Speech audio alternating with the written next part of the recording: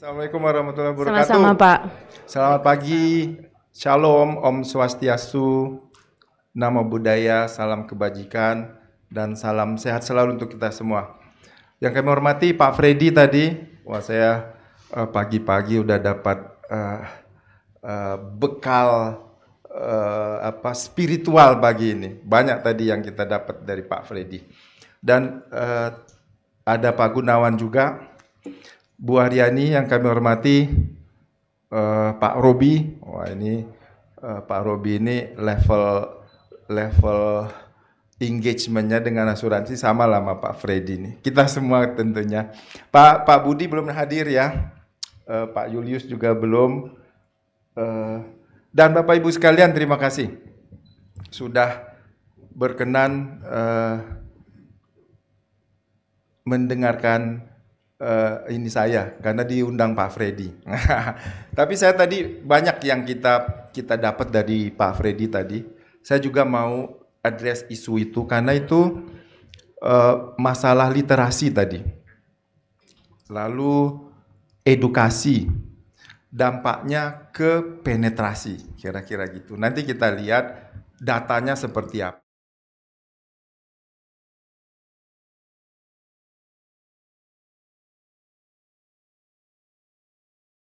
Freddy tadi dengan industri asuransi. Waduh, kalau udah cinta tuh udah berat itu. Karena orang kalau cinta apapun dia lakukan. Kira-kira gitu. Cinta yang seperti ini yang harus kita tebar kira-kira gitu. Industri asuransi kalau kita lihat memang boleh nggak langsung nextnya. Nextnya. Bapak Ibu sekalian kita bisa lihat emang industri ini keynote-nya jadi kayak presenter nggak apa-apa lah ya. Kalau nggak ada ininya nggak seru. Kita lihat iya sih kira-kira gitu ya. Industri kita itu tumbuh 2,74% year on year. Tapi asetnya ya lumayan bagus menurut saya.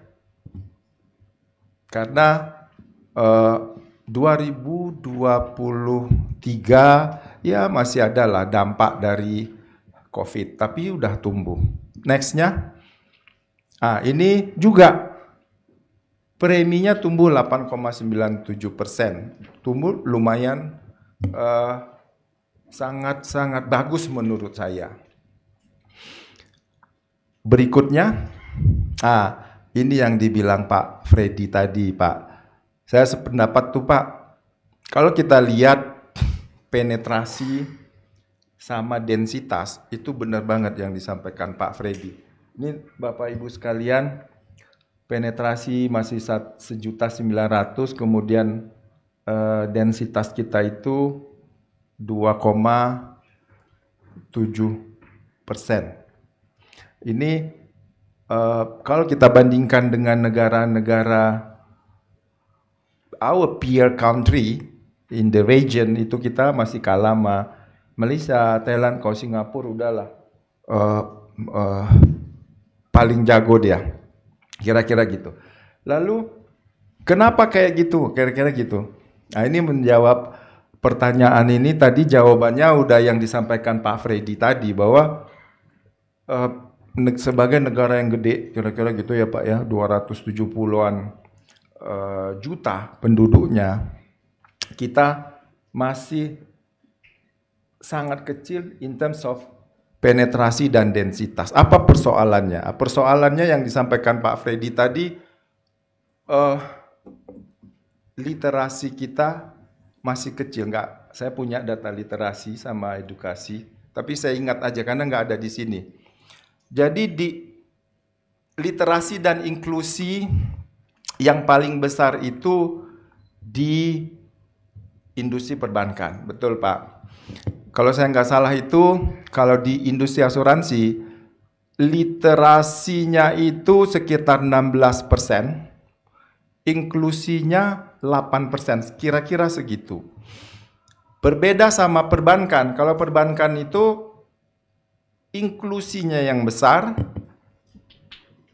literasinya kecil. Nah, beda nih kita. Kenapa? Nah, kenapa? Karena memang ngitungnya gini nih Bapak Ibu, ngitung inklusi itu as simple as kalau saya punya satu kartu kredit itu dihitung satu, kira-kira gitulah. Dihitung satu inklusi, sesimpel itu.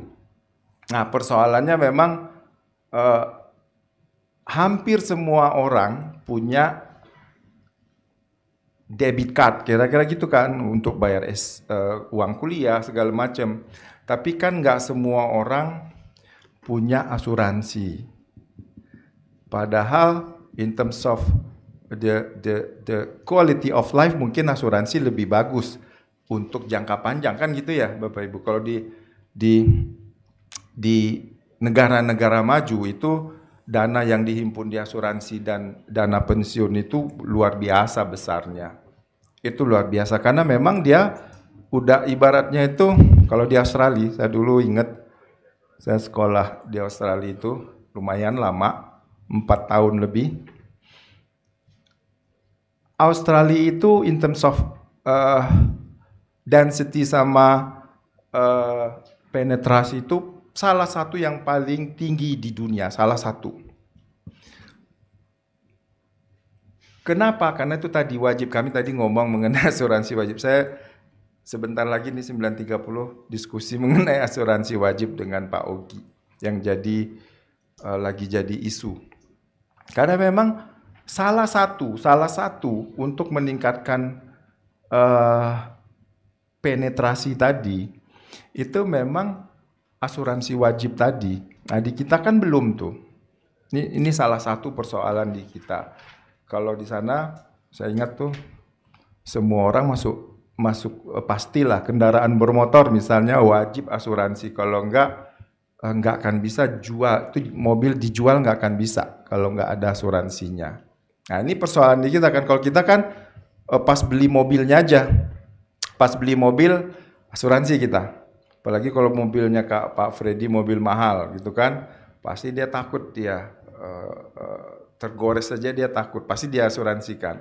Tapi di masyarakat menengah ke bawah misalnya, setelah katakanlah dia ngajuin kredit, setelah itu habis kreditnya nggak ikut lagi asuransi. Ini problem kita. Itu sebenarnya yang pemerintah mau benahi sebenarnya dengan adanya undang-undang P2SK tadi yang mewajibkan asuransi wajib. Di undang-undang P2SK mengatakan begitu, tapi itu harus lewat PP dulu. PP itu akan terbit 2 tahun setelah undang-undang P2SK itu dikeluarkan. Jadi kalau undang-undang P2SK keluarnya 12 Januari 2023, PP itu harus terbit 2025 kira-kira. Tapi kan kadang-kadang bisa molor. Ini tapi jadi viral karena momentumnya mungkin nggak pas karena lagi sibuk-sibuk dengan tapera kira-kira gitu Pak. Jadi wah bebannya gimana nih? Padahal memang yang dibilang tadi saya bilang di negara-negara yang sudah maju itu udah wajib lah, udah pasti kalau saya mau jual mobil kalau nggak ada asuransi itu nggak bisa, pasti nggak bisa. Nah ini persoalan kita, masalah edukasi dan literasi yang rendah tadi. Masyarakat belum tahu apa kalau saya masuk asuransi apa tuh untungnya, berat-beratin aja kira-kira gitu. Nah, ini memang ini PR buat kita Pak Freddy, buat kita semua yang mencintai industri asuransi tapi mungkin cintanya nggak seberat Pak Freddy tadi.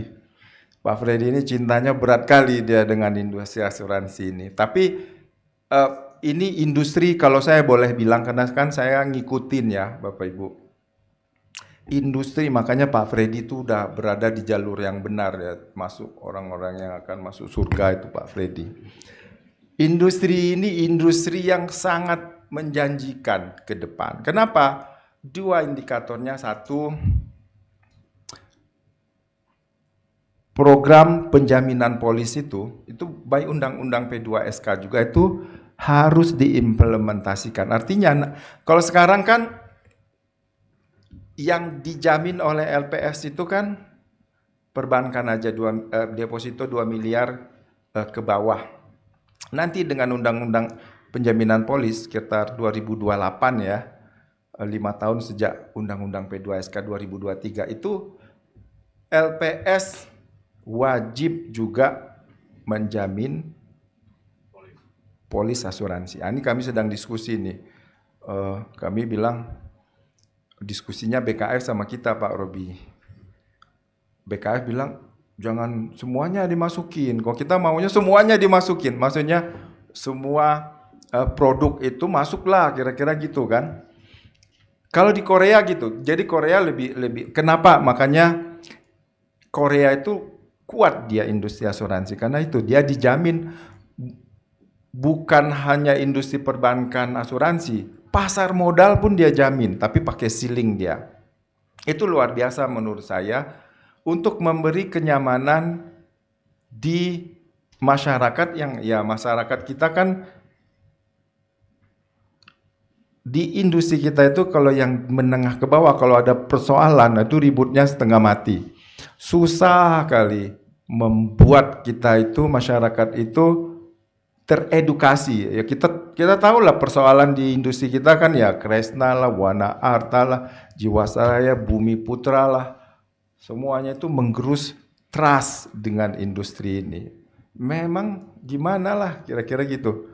Itu sangat ya kita paham lah ya banyak yang saya diskusi dengan banyak orang. Dia bilang gini, ya gimana lah mau masuk asuransi ini kira-kira gitu karena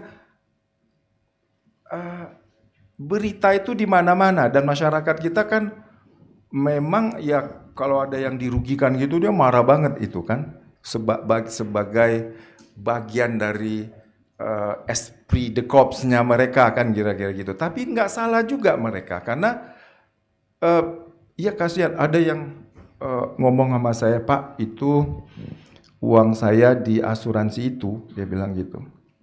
Bahkan keluarga kita tahu lah itu ya keluarga saya juga itu uang pensiun seumur hidup kira-kira gitu. Coba nangis nggak kita kayak gitu? Lalu uangnya hilang, nangislah kita Pak ya kayak gitu. Banyak kasusnya kita baca, kita tahu itulah kita ngikutin itu. Ini benar-benar Pak Freddy sangat membuat tadi penetrasi densitas kita itu nggak akan naik-naik kalau kayak gitu. Apa yang kita harus lakukan untuk mengembalikan kepercayaan itu? Makanya tahun lalu 2023 akhir kami meluncing roadmap industri perasuransian 2023-2025. Judulnya kalau nggak salah meningkatkan confidence di industri perasuransian kira-kira gitu karena memang itu yang perlu. Kita bersyukur orang-orang seperti Pak Freddy ini die hard lah. Dia kecintaannya dengan industri asuransi itu membuat dia nggak lelah-lelah. Itu bukunya saya aja punya 5-6 buku tuh yang dikarang oleh Pak Freddy. Ini jarang.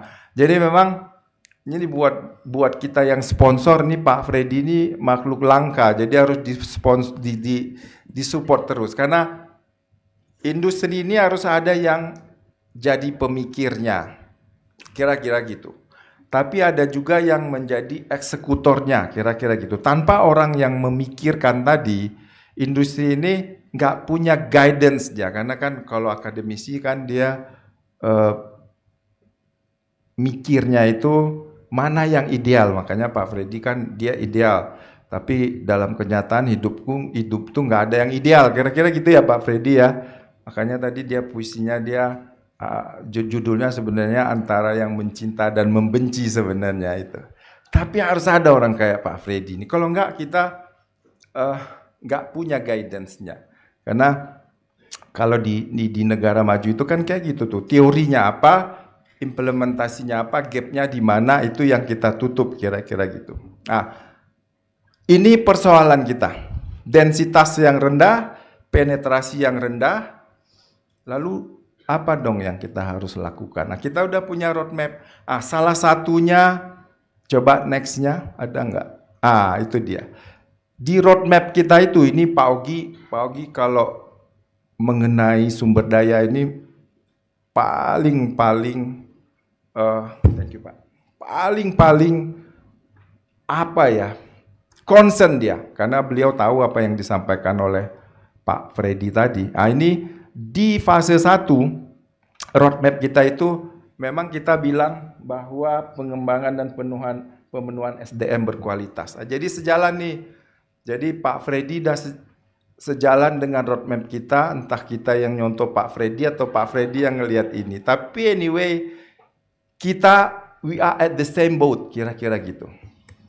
We are at the same boat, makanya ini kemarin sore, Bu Aryani saya laporin juga sama Bapak Ibu, saking concernnya Pak Ogi dengan SDM berkualitas, not only di industri tapi di internal juga. Dia pengen nih yang mengawasi ini dari internal Pak, karena dia harus both internal dikuatkan juga, di eksternal tadi industri juga kita kuatkan. Dia bilang pengawas harus punya sertifikasi. Ini jadi PR-nya saya sama teman-teman, bagaimana kita menyusun kurikulum untuk supaya pengawas ini, apalagi kata dia yang menandatangani laporan pengawasan harus punya sertifikasi. Ini kenyataannya kita belum. Jadi ini saya mau bilang aja, bukan hanya di industri, kira-kira gitu Pak Freddy. Tapi that's fair lah. Tapi we know what we are going to do. Ini sama dengan Pak Freddy. Next. Bapak Ibu sekalian, ini sedikit aja mungkin untuk sertifikasi ini kita punya LSP, Lembaga Sertifikasi Profesi. Ini sampai sekarang itu kita baru punya 3, AMAI, kemudian Perasuransian Syariah, LSP penjaminan. Tapi sebenarnya ini dia, mungkin ada yang protes nih. Kenapa nggak ada nih AUI, AJ? Ada Pak. Itu sebenarnya karena ada KKNI yang baru, dia harus adjust, harus memperbarui ya. Ini yang sedang diproses nih, termasuk APKI ya kalau nggak salah. Jadi masih iya Bu, lagi diproses Bu. Jadi memang Bu, kalau lama ditanyain aja Bu. Gitu, supaya ini concern kita, supaya memang lembaga yang memberi sertifikasi itu yang terdaftar di OJK, kalau mereka katakanlah quote and quote kurang bagus, kira-kira kalau dia terdaftar bisa kita cabut, kira-kira gitu. Karena kita pengen orang-orang yang diberi sertifikasi itu benar-benar qualified people, kira-kira gitu, sehingga asuransi kita jalannya benar, kira-kira gitu. Kita tahulah,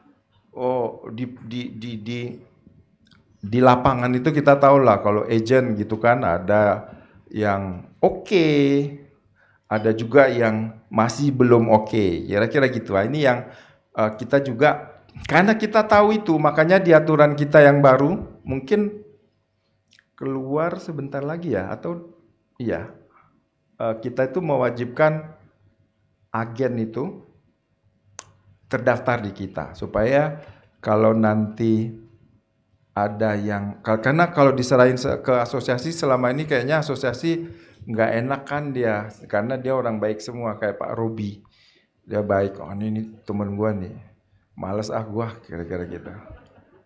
Akhirnya udahlah, terdaftarnya di kita aja lah, kalau dia nakal kita cabut izinnya.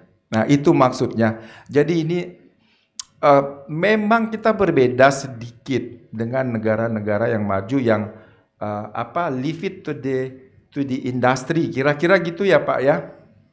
Kita ya, saya paham karena saya dulu pengawas pasar modal.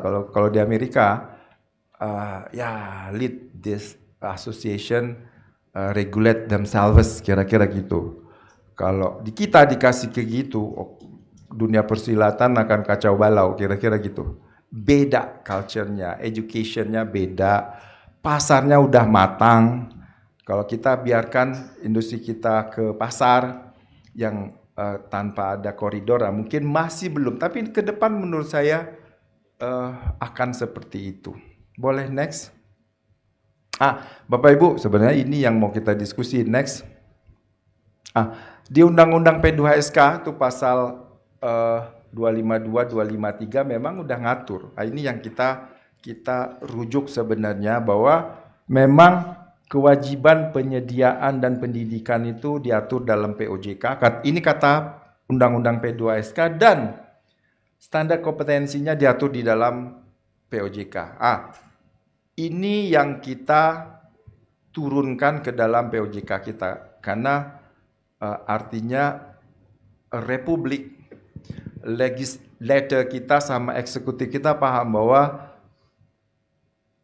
mungkin dia belajar sama Pak Freddy kali ya, bahwa pendidikan dan pelatihan di industri itu harus dikuatkan. Mungkin Pak Freddy yang ngasih bocoran ke mereka. Next. Bapak Ibu, sedikit mungkin perbandingan di negara lain. We are not the only one that regulate this kind of regulation, karena ternyata di Singapura itu emang dia subsidi 90% biaya training. Dia orang kaya sih, disubsidi sama dia, sama MAS-nya. Artinya, what does it mean? Dia serius loh, MAS itu, dengan kapasitas, the quality of the SR-nya, human resources-nya, serius loh sampai disubsidi. Ini kan nggak main-main. Makanya Singapura itu, dia apapun yang dia buat, Singapura ya, karena saya dulu kerja sebelum masuk Bapepam itu di Temasek Group. Apa yang dia buat selalu jadi ranking 5 dan 10 besar. Apa aja lah. National University of Singapore itu di ranking apapun, higher education misalnya, THE, Time Higher Education sama yang lain, itu masuk 10 besar. Sekelas, satu kelompok lah sama Harvard, Yale, Princeton, bayangin itu. Lalu saya dulu di NOL, pelayarannya itu nomor 5 di dunia. Lalu bandaranya Changi itu mungkin nomor 1, nomor 2 di dunia. Apalagi pelabuhannya mungkin nomor 1, nomor 2 di dunia. Itu apa yang dia buat selalu masuk 10 besar, kalau enggak 5 besar. Karena tadi, the quality of the human resources-nya dia perbaiki. Nggak mungkin bisa kayak gitu. Saya nggak kebayang NUS, National University of Singapore, bisa 10 besar di dunia itu gimana caranya. Itu luar biasa menurut saya sih. Kalau saya bilang kenapa orang-orangnya jadi bagus, ya karena education-nya bagus, kira-kira gitu.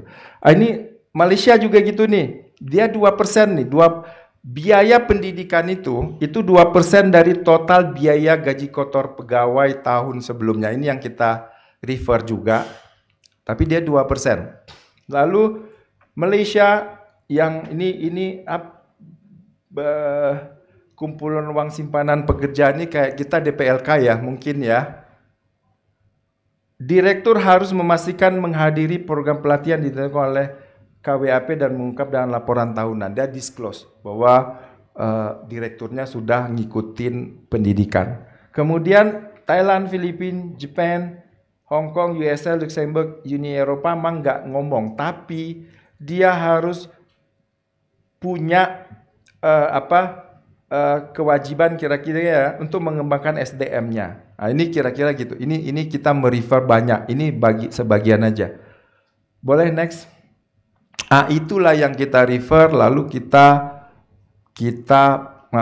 Bu, kalau tadi Malaysia Malaysia 2,5, Thailand 2,5-an, kita nyontoh itu. Bank umum tuh 3,5%, ini udah keluar, ini udah berlaku.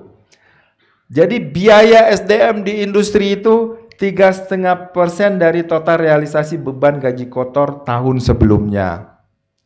Kemudian BPR 3%, Kalau PVML pembiayaan ini masih proses, dia 2,5%. Pasar modal tidak mengatur. Kita berapa? Kita 3,5%. Tapi ini masih draft ya Bapak Ibu. Subject to be changed kalau ada masukan dari industri. Next. Apa yang kita atur? Ini belum selesai ya Bapak Ibu aturan kita. Tapi saya biar dapat bisa memberikan giveaway-nya, saya berani-beraniin. Tapi ini kalau berubah jangan dimarahin saya karena ini belum diketok karena sudah di board seminar kan. Saya yang bawain di rapat Dewan Komisioner.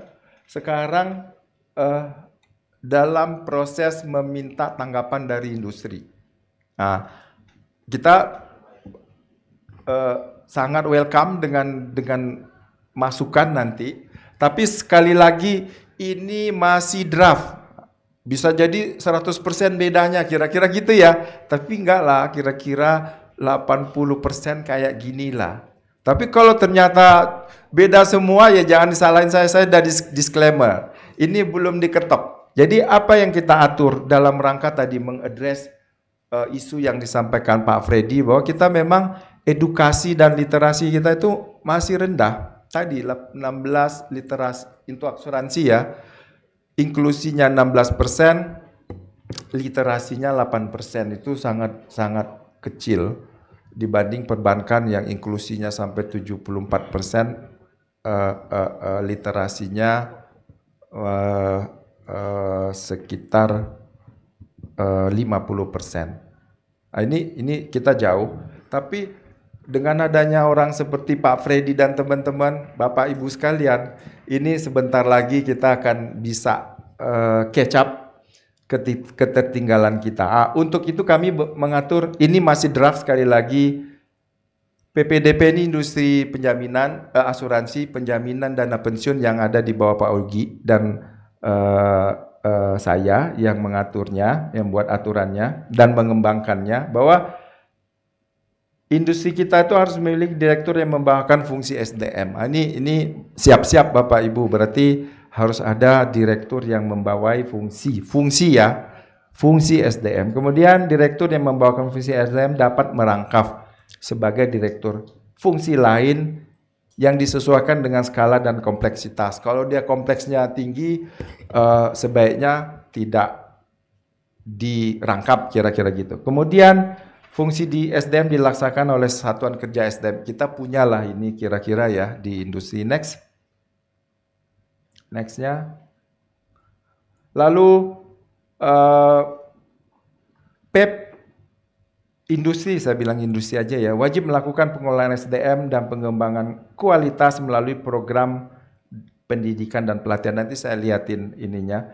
Lalu industri bertanggung jawab melakukan pengembangan kualitas SDM, peningkatkan kompetensi dan memperhatikan asas prioritas dan pemerataan yang disesuaikan dengan visi dan ini nanti Bapak Ibu, bagaimana kita memonitor sebagai regulator yang buat aturan yang 3,5% tadi. Nah, ini nanti kita lihat aturannya, nanti implementasinya sesuai enggak, kira-kira gitu. Next.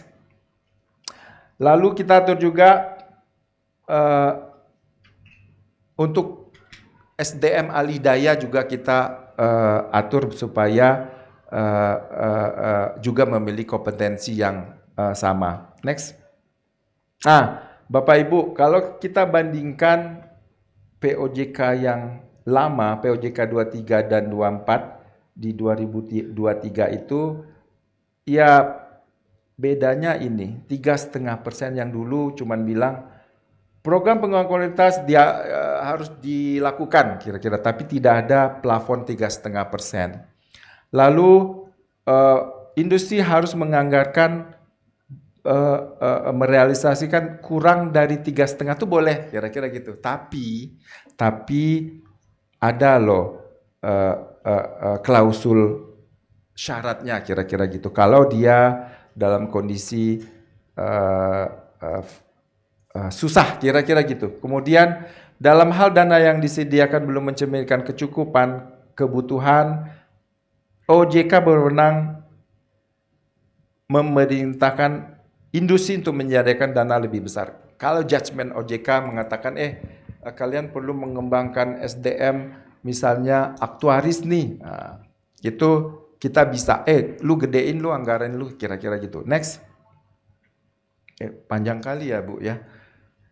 Baca sendiri aja lah ya Bu ya.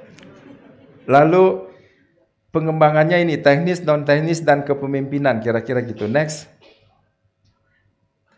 Kemudian ini yang agak baru mungkin ya, yang ini.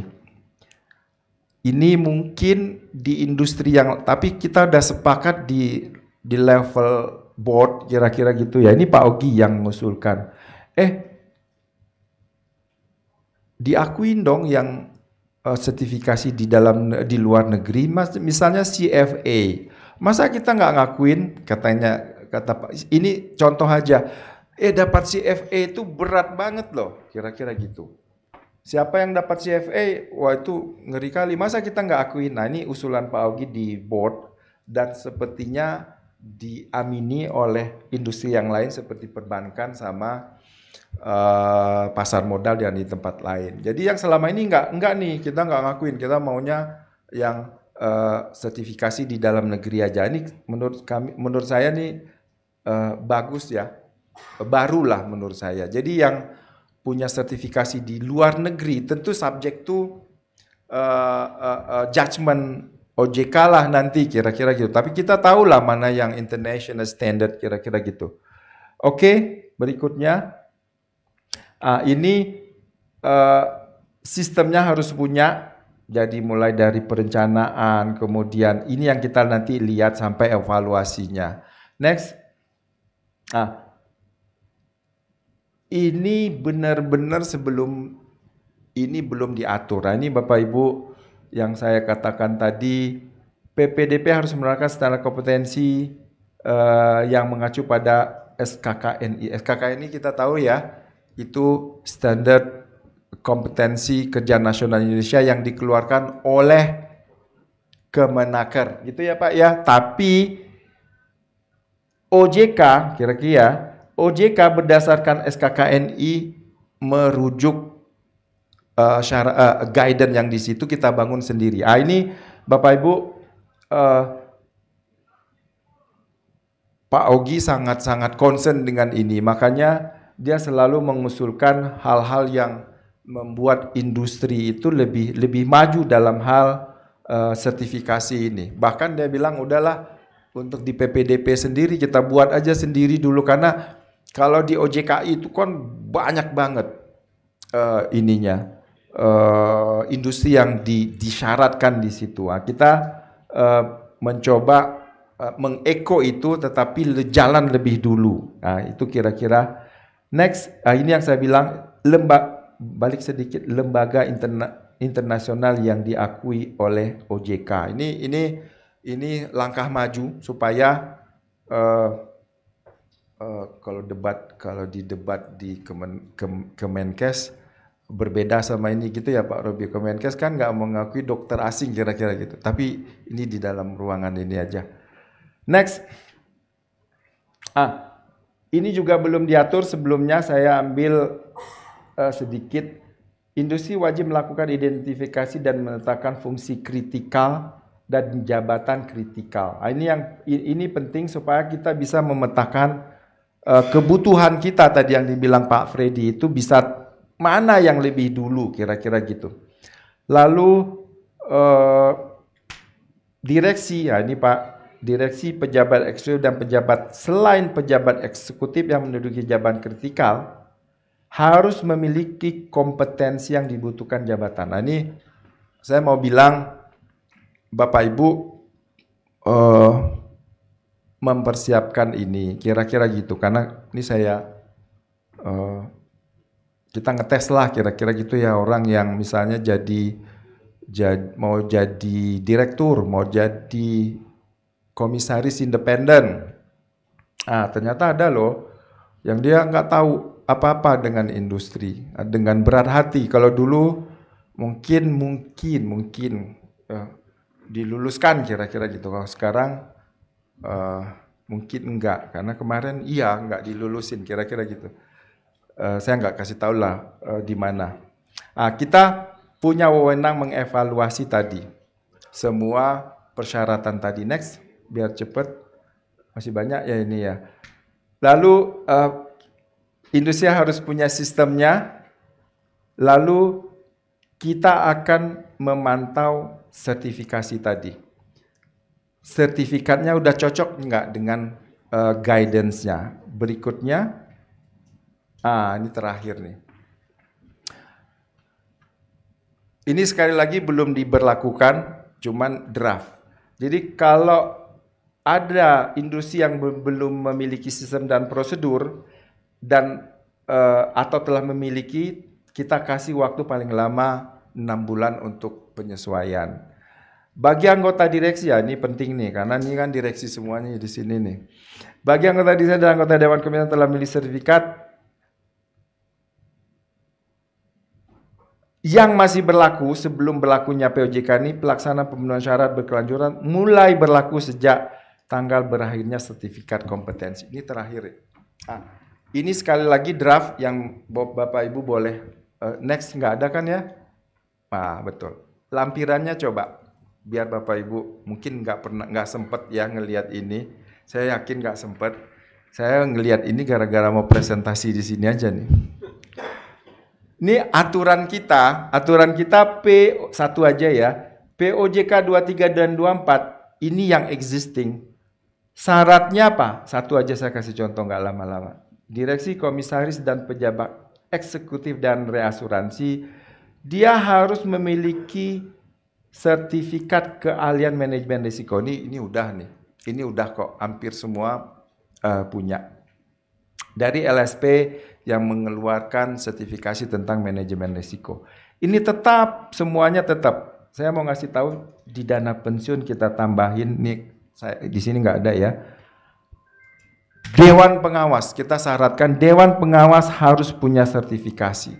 Tadinya nggak ada. Itu aja sih sebenarnya. Nextnya, habis. Bapak Ibu, guideline-nya itu mungkin, tapi kalau dulu nggak diimpose, 3,5%-nya sekarang diimpos. Itu aja kira-kira bedanya dengan yang dulu. Kalau dulu nggak disyaratkan, asuransi harus punya sistemnya loh. Yang penting, kami udah punya loh pendidikan. Udahlah kira-kira gitu. Kalau sekarang nggak.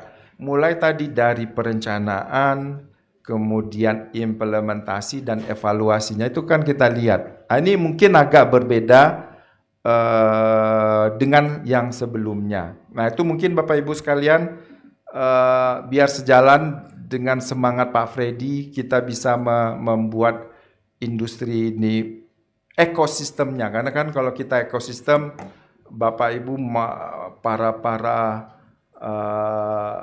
perusahaan katakanlah meningkatkan nasabahnya, penjualan terhadap nasabahnya. Kalau di ekosistemnya nggak kita perbaiki, nggak bakalan kita bisa naik kelas, kira-kira gitu.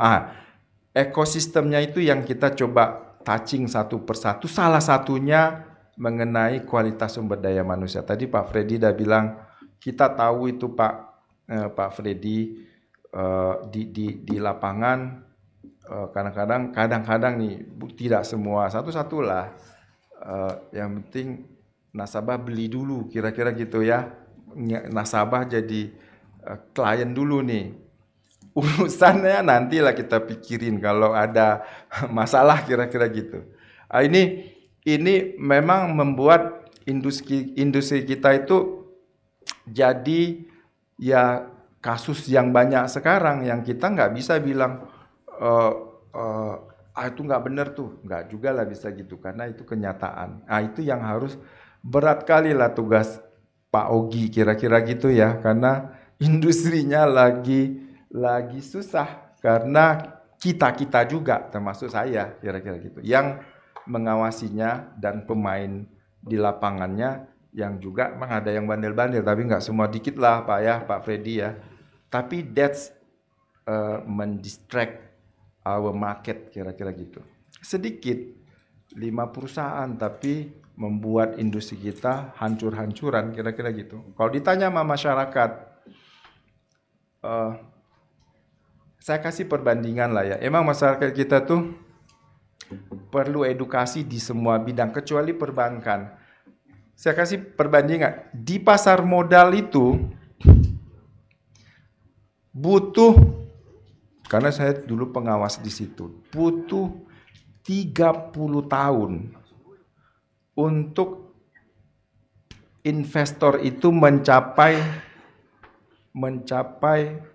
1 juta orang, kira-kira gitu. 30 tahun, 1 juta orang. Tapi di kripto cuman butuh 1 tahun untuk mencapai investor itu 10 juta orang. Cuman setahun. Lalu kita analisa, apa ya sebabnya kok seperti itu? Kira-kira cuman setahun 10 juta, pasar modal 30 tahun untuk 1 juta. Sekarang udah tinggi dia, tapi before sekarang tuh investor pasar modal 9-10 juta lah, tapi butuh 30 tahun. Industri asuransi perlu berapa tahun itu mencapai densitas penetrasi yang seperti itu? Udah 50 tahun kali ya Pak Robi ya. Gitu-gitu aja tuh kira-kira gitu. Itu udah data. Jadi memang perlu ekosistem yang kondusif untuk kita menaik. Itu pun saya bilangin aja tuh. Waktu kita paparin daftar densitas sama penetrasi itu kecil banget. Itu 2,27% tadi. Itu udah memasukkan BPJS loh kita itu. Tadinya kecil banget. Kecil banget tadinya. Artinya memang perjalanan kita ini masih panjang untuk meningkatkan kredibilitas industri asuransi. Kemudian memberi edukasi ke masyarakat bahwa asuransi itu penting loh. Lalu kalau penting ya kami beli, tapi jangan dong kami dirugikan. Nah ini persoalan yang terjadi di kita. Itu yang mungkin kita benahi dengan edukasi dan juga menguatkan kalau Pak Ogi bilang first line of defense-nya, second line dan third line ada di kita, first line-nya ada di industri. Ini yang sama-sama ekosistem ini yang mau kita bangun. Tapi saya yakin itu karena Pak Ogi sangat visionnya sangat kuat. Saya tukang eksekusinya kira-kira gitu di dalam regulasi.